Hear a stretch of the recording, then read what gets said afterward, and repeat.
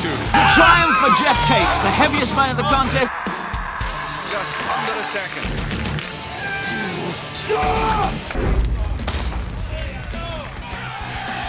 Frenchmen are normally more respectful of their cars than this. The last car, and Roulois is now in the mood. The course is 40 metres long, each of 3 cars to be turned over weighing 700 kilos. Markovic on the near side catches his cheekbone straight away. He's hurt. Not an event that would likely give John Paul many qualms. Oops! Well, John Paul might have hurt his leg, but it doesn't show. You obviously don't need jacks in Iceland. Oh, it's very fast, 22.2. And you can bet Capes isn't going to handle the cars the way he does his budgies. Fast though this is, the final sprint will matter. He's lost none of his well-known speed. He's beaten Walters. Ready! And already Capes and Sigmarsson pulling ahead.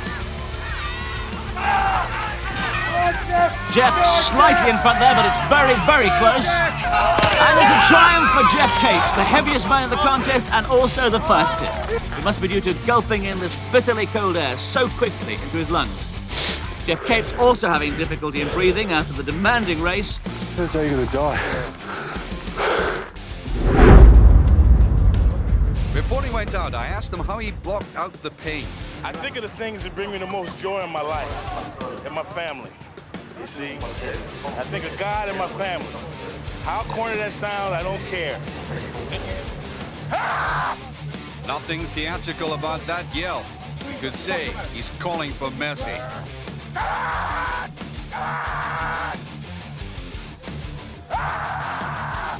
Now's the time to prove his great store of dogged courage.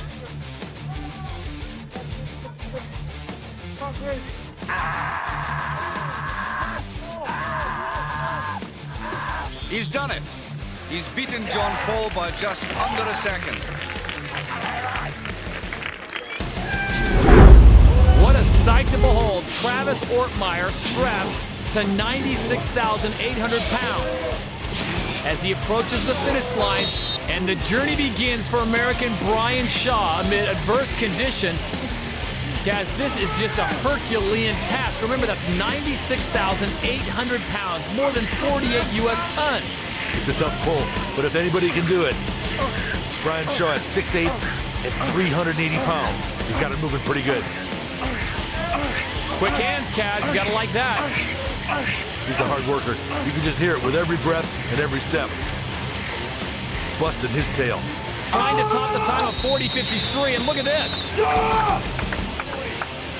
Dead even. I would imagine this event is not included in his instruction package. Not easy to find a Husafel stone in the shape of Africa. And remember, ladies and gentlemen, that's a 386-pound Africa stone that he is working with.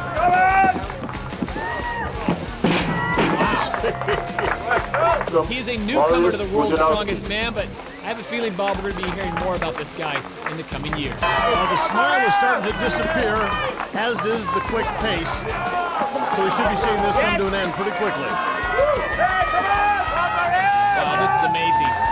What an effort by Pudzianowski from Poland. He is past Phil Pfister's mark, and he is still going. Todd, normally when they slow down, we see him drop the stone pretty quickly, but he has just fought it so hard. What a show by Mariusz Pudzianowski. This is Hafthor Bjornsson. Phil, if anyone's going to make the 990-pound car look tiny, it's the 6'9", 419-pound Icelandic giant. You know, that car may look red, small, and cute to most folks, but it's a real torture test. 990 pounds, the mark to beat, 16.88 seconds. Phil, do you like the tilt of the car? You know, Thor could have maybe set up a couple inches farther back from the windshield. You see the tires dragging and bouncing down the course. Critical mistake. Probably slowed him down a good bit. And the man they refer to as the Lion is not happy. The conditions are very, very cold. It's minus 10 degrees centigrade at the moment. We've already cleared away inches of snow from the track, but I don't think conditions have ever been quite so tough for a pulling event. We move on to heat 3 of the truck tow. And it's Pius Oching from Kenya, the shortest and lightest man. He's only 5.5 feet tall and 15.5 stone. That's pretty small by strongman standards. He's 25, he lives in Nairobi, and he's Kenya's outstanding Olympic-style powerlifter. Pius got into a good towing action there, almost strolling to the finishing line. You find it very difficult with the snow on the ice. Oh yeah, I'm busy. This is the Playboy Resort, you see. And surrounded by these Playboy bunnies, I'm here to witness the contest for the world's strongest man. And helping me out, very special playmate, Henry Cooper. Do you think they suit me, Derek? The venue certainly suited Kazmaier, as he won his first title in 1980. And soon. My focus was on the event and the event only. As a matter of fact, in the squat lift, they put a clear plexiglass floor for the bunnies to sit on. Now, you may not believe this, but I never looked up. My focus was keen on the weight, and I won the event. And it's 10 points to Kazmaier. And the bottom line is the last man hanging wins, but it is really them against the clock in this competition. Just relax and hold on as long as they possibly can. Time to beat 142.34. That was put up by Tommy Inglesby. And right off the bat, look at Mark Philippi. He is going to a quiet place. It's like he's tuning in and zoning, getting into the zone. Strong. Oh, and just as soon as Bill says that, he drops at 135. So basically they have nothing to lose here. Nothing at all, except their pride. And he's looking like he's having some problems. He will drop at about the 116 point. That leaves Chief Harold Iron Bear Collins, who also dropped at 121.